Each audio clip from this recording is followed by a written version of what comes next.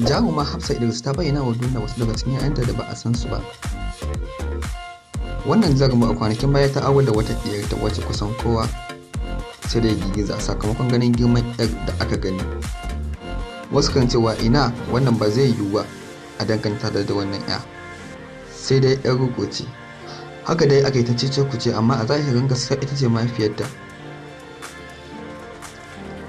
Jaruma Hafsa Idris jaruma ce da ta shigo masana'antar Kannywood da kafar dama a lokacin da ta fito a wani ƙayataccen shiri mai suna Ɓarauniya.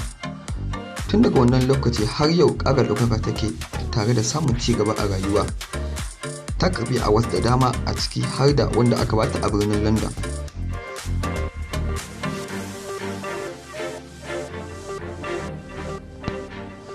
Lallai wannan jaruma ta taki sa'a sosai. Ga kasuwanci ga ɗaukaka ga tarin 'ya'ya masu albarka. Muna masu yi miki addu'a Allah ya raya miki su, amin.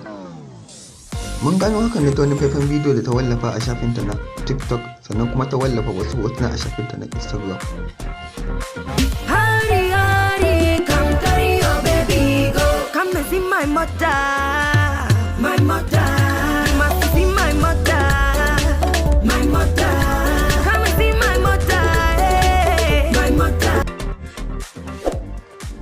Idan wannan shine zuwanka na farko, muna roƙonka daga danna mana subscribe da alamar ƙararrawa.